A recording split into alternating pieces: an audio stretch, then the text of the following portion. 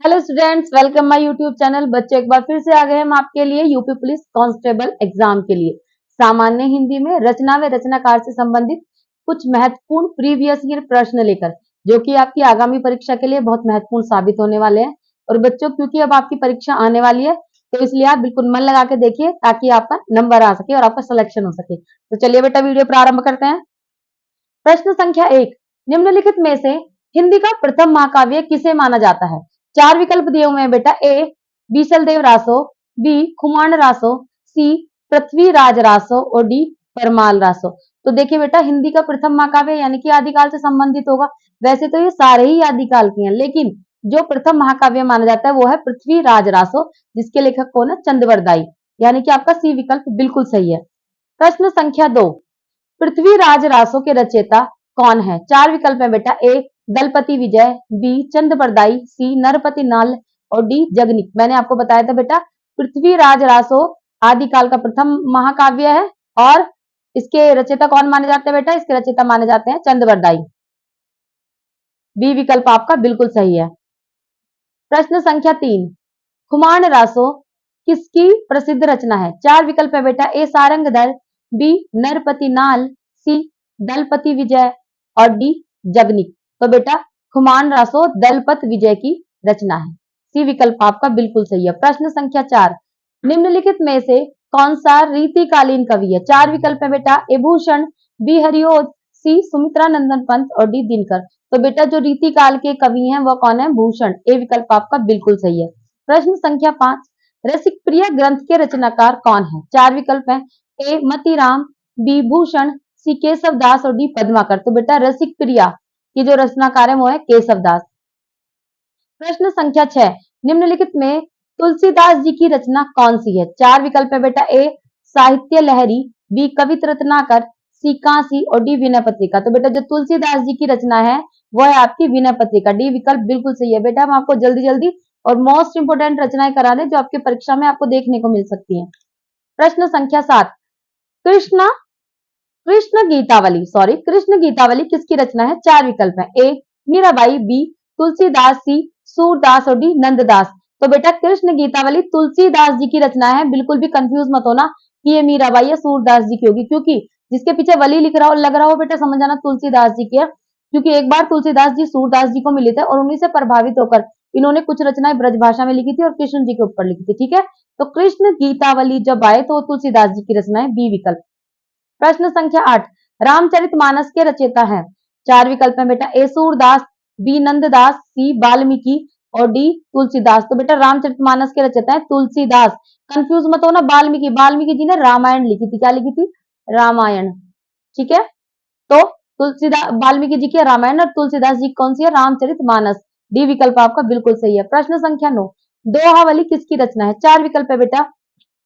ए Kabirdas, B Tulsidas, सी सूरदास और D Rahimdas.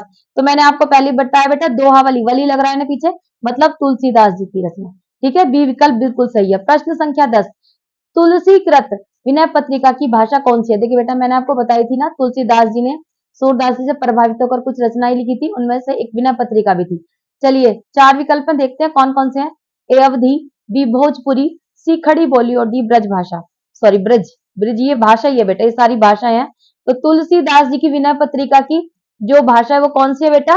Braj भाषा। ठीक है, डी विकल्प बिल्कुल सही है। प्रश्न संख्या 11, विनय पत्रिका किस कवि की रचना है? चार विकल्प है बेटा। ए तुलसीदास, बी सूरदास, सी रहीम और डी कबीर। तो बेटा, विनय पत्रिका किसकी रचना है? तुलसीदास जी की, जो इन्होंने ब्रज भाषा में लिखी थी। ठीक है, ए विकल्प बिल्कुल सही। प्रश्न संख्या 12, रामचरितमानस किस भाषा में लिखी गई है? चार विकल्प है बेटा। ए बघेली, बी अवधी, सी हिंदी और डी संस्कृत। तो बेटा, रामचरितमानस अवधी भाषा में लिखी गई है। जो संस्कृत में लिखी गई है वो रामायण है। ध्यान रखना, वाल्मीकि की लिखी हुई रामायण संस्कृत में और रामचरितमानस तुलसीदास जी ने लिखी है और वो अवधी में लिखी है।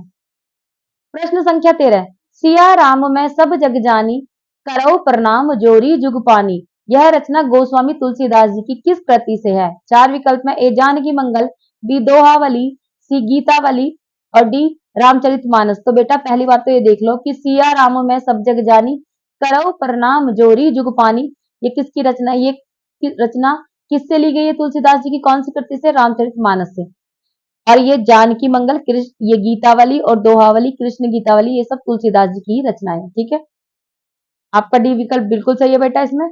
प्रश्न संख्या 14 है, कहानी नई कहानी किसकी प्रसिद्ध रचना है? चार विकल्प है बेटा। ए मधुरेश, बी बच्चन सिंह, सी डॉक्टर रघुवंश और डी नामवर सिंह। तो बेटा कहानी नई कहानी नामवर सिंह की रचना है, डी विकल्प बिल्कुल सही है। प्रश्न संख्या 15 है, परहित सरिस धर्म नहीं भाई, पर पीड़ा सम नहीं अधमाई। यह उक्ति किस रचनाकार की है? चार विकल्प है बेटा। ए नानक देव, बी तुलसीदास, सी रैदास और डी कबीरदास। तो बेटा ये ये पंक्तियां तुलसीदास जी की हैं। ठीक है, बी विकल्प बिल्कुल सही है। प्रश्न संख्या 16, समय सरगम उपन्यास किसकी कृति है? चार विकल्प है बेटा। ए मनु भंडारी, बी कृष्णा शोभती, सी निर्मल वर्मा और डी मृदुला गर्ग। तो बेटा समय सरगम आपकी कृष्णा शोभती की है, बी विकल्प बिल्कुल सही है। प्रश्न संख्या 17, जिंदगी नामा के लेखक कौन है? चार विकल्प है बेटा। ए कृष्णा सोबती, बी केदारनाथ सिंह, सी कैफी आजमी और डी कालिदास। तो बेटा जिंदगी नामा किसकी रचना है? कृष्णा सोबती, ए विकल्प बिल्कुल ठीक है आपका। प्रश्न संख्या 18, चित कोबरा के उपन्यासकार कौन है? चार विकल्प है बेटा। ए मृदुला गर्ग, बी मैत्री पुष्पा, सी राजी सेठ और डी उषा प्रियमदा। तो बेटा चित कोबरा ये उपन्यास के उपन्यासकार कौन है? मृदुला गर्ग, ए विकल्प बिल्कुल सही है। प्रश्न संख्या 19, मिलजुल मन किसकी रचना है? चार विकल्प है। ए नसीरा शर्मा, बी चित्रा मुदगल, सी ममता कालिया और डी मृदुला गर्ग। तो बेटा मिलजुल मन किसकी रचना है? मृदुला गर्ग की, डी विकल्प बिल्कुल सही है। प्रश्न संख्या 20, इनमें से किस उपन्यास की पृष्ठभूमि में भारत विभाजन की त्रासदी है? चार विकल्प है। ए राग दरबारी, बी कर्म भूमि, सी शेखर एक जीवनी और डी झूठा सच। तो बेटा ये झूठा सच उपन्यास ऐसा उपन्यास है जिसमें भारत विभाजन की त्रासदी के बारे में दिखाया गया है। प्रश्न संख्या 21, झूठा सच के लेखक कौन है? चार विकल्प है बेटा। ए यशपाल, बी कबीर, सी विष्णु प्रभाकर, डी मैथिली शरण गुप्त। तो बेटा झूठा सच के लेखक है यशपाल जी, ए विकल्प बिल्कुल सही है। प्रश्न संख्या 22, काशी का 80 किसकी रचना है? चार विकल्प है बेटा। ए गोविंद मिश्र, बी संदीप लोटलीकर, सी काशीनाथ सिंह और डी भगवान दास मोरवाल। तो देखिए बेटा काशी का 80 के लेखक कौन है? काशीनाथ सिंह। ठीक है, सी विकल्प बिल्कुल सही। प्रश्न संख्या 23, पंडित बनारसी दास द्वारा लिखित हिंदी की पहली आत्मकथा का नाम क्या है? चार विकल्प है बेटा। ए अर्ध कथा, ये बेटा अर्ध कथा नाम क्या है? ये लिखा हुआ इसमें अधूरा है, अर्ध कथानांक। बी मेरी जीवन यात्रा, सी चांद सूरज के बीरन और डी मेरी आत्म कहानी। तो बेटा देखिए बनारसी दास द्वारा लिखित हिंदी का जो पहली आत्मकथा है वो है अर्ध कथानांक। ठीक है बेटा, और आत्मकथा क्या होती है? जब एक लेखक अपने बारे में ही अपनी अच्छी बुरी सभी बातों को एक किताब में लिखता है तो उसे हम कहते हैं बेटा आत्मकथा। प्रश्न संख्या 24, रेशमी टाई एकांकी संग्रह के रचयिता कौन है? चार विकल्प है बेटा। ए राम कुमार वर्मा, बी राम शंकर शर्मा रसाल, सी अमृता प्रीतम और डी वेद प्रताप वैदिक। तो बेटा देखिए रेशमी टाई के रचनाकार कौन है? राम कुमार वर्मा, इन्हें एकांकी का जनक भी कहा जाता है राम कुमार वर्मा को। प्रश्न संख्या 25, महादेवी वर्मा का प्रथम काव्य संग्रह कौन सा है? ए निहार, बी नीरजा, सी रश्मि और डी संध्या गीत। तो देखिए बेटा महादेवी वर्मा का प्रथम काव्य संग्रह कौन सा है? निहार, ए विकल्प बिल्कुल सही है। प्रश्न संख्या 26, तुमको पीड़ा में ढूंढा, तुम में ढूंढूंगी पीड़ा, यह उक्ति किस रचनाकार की है? चार विकल्प है। ए अज्ञे, बी जयशंकर प्रसाद, सी सूर्यकांत त्रिपाठी निराला और डी महादेवी वर्मा। तो बेटा तुमको पीड़ा में ढूंढा, तुम में ढूंढूंगी पीड़ा है महादेवी वर्मा की, और महादेवी वर्मा को आधुनिक युग की मीरा भी कहा जाता है। प्रश्न संख्या 27, यामा के रचनाकार कौन है? चार विकल्प है बेटा। ए महादेवी वर्मा, बी जयशंकर प्रसाद, सी सूर्यकांत त्रिपाठी निराला और डी सुमित्रा नंदन पंत। तो बेटा यामा के रचनाकार है महादेवी वर्मा, ए विकल्प बिल्कुल सही है। प्रश्न संख्या 28, अतीत के चलचित्र कृति है? ए गुलाब राय की, बी सुमित्रा नंदन पंत की, सी महादेवी वर्मा की और डी सुभद्रा कुमारी चौहान जी की। तो देखिए बेटा अतीत के चलचित्र किसकी है? महादेवी वर्मा की, सी विकल्प बिल्कुल सही। प्रश्न संख्या 29, पथ के साथी किस विधा की रचना है? चार विकल्प है बेटा। ए आत्मकथा, बी रेखा चित्र, सी उपन्यास और डी यात्रा व्रत। तो बेटा पथ के साथी किस विधा की रचना है? रेखा चित्र विधा की। ठीक है बेटा, किसकी है? महादेवी वर्मा की है, पद के साथ ही। किसकी है? महादेवी वर्मा। ठीक है बेटा, ये रेखा चित्र विधा की रचना है। ठीक है, चलिए बी विकल्प बिल्कुल सही है। प्रश्न संख्या 30, सुख दुख की भावावेशमयी अवस्था विशेष का गिने चुने शब्दों में स्वर साधना का उपयुक्त चित्रण कर देना ही गीत है। ठीक है, यह उक्ति किस रचनाकार की है? 4 विकल्प है बेटा। ए सूर्यकांत त्रिपाठी निराला, बी धर्मवीर भारती, सी अज्ञे और डी महादेव वर्मा। तो बेटा ये है सी डी महादेवी वर्मा। ठीक है, प्रश्न संख्या 31, मोह को कहां ढूंढे बंदे मैं तो तेरे पास में, यह उक्ति किस संत कवि की है? 4 विकल्प है बेटा। ए दादू दयाल की, बी कबीर की, सी नानक देव की और डी रैदास की। तो मोह को कहां ढूंढे बंदे मैं तो तेरे पास में उक्ति किसकी है बेटा? कबीर दास जी की। बी विकल्प आपका बिल्कुल सही है। प्रश्न संख्या 32, बीजक के रचनाकार कौन है? 4 विकल्प है बेटा। ए तुलसीदास, तुलसीदास जी मैंने लगा दिया है क्योंकि जब वहां पे तुलसीदास ही चढ़ा हुआ है। ए तुलसी, बी कबीर, सी रस खान और डी रहीम। तो बेटा देखिए बीजक किसके? बीजक कबीर दास जी के जितने भी ग्रंथ थे, जितने भी लेखनी के ग्रंथ थे, उनका सबका संग्रह बीजक में है।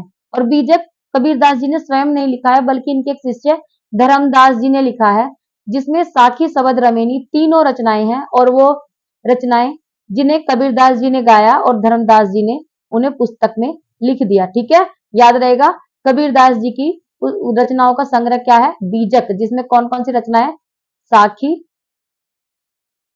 सबद और रमैनी। ठीक है बेटा, ये तीनों रचनाएं। चलिए आपका बी विकल्प बिल्कुल सही है। प्रश्न संख्या 33, दशरथ सुत तिहु लोक बखाना राम नाम का मरम है आना, यह उक्ति किस रचनाकार की है? 4 विकल्प है। ए परमानंद दास, बी केशव दास, सी कबीर दास और डी तुलसीदास। तो बेटा ये कबीर दास जी की कृति है दशरथ सुत, और राम देख के आप भ्रमित मत हो जाना।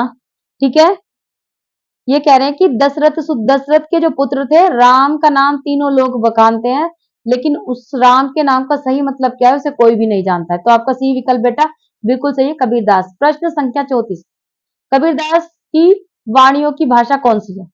4 विकल्प है बेटा। ए सदुक्कड़ी, बी ब्रज, सी मैथिली, डी अवधी। तो बेटा कबीरदास जी की भाषा को सदुक्कड़ी, पंचमेल, खिचड़ी आदि कहा जाता था। ठीक है, सदुक्कड़ी की जगह यदि पंचमेल खिचड़ी भी आए तो वो भी ठीक है, पंचमेल खिचड़ी,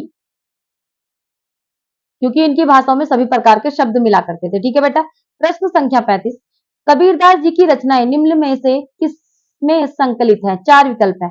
ए बीजक, बी मृगावती, सी पद्मा पदावली और डी सूर सागर। तो मैंने आपको पहले भी बताया था कबीरदास जी की रचनाएं बीजक नाम के काव्य संग्रह में संकलित है। ठीक है बेटा, ए विकल्प बिल्कुल सही। प्रश्न संख्या 36, इनमें से कौन सा शब्द आग का पर्यायवाची नहीं है? 4 विकल्प है बेटा। ए व्योम, बी कृषाणु, सी अनल और डी पावक। तो बेटा आग का जो पर्यायवाची नहीं है वो है बेटा व्योम। हेत प्रीत से जो मिले तासो मिलिए धाये, यह उक्ति किस संत कवि की है?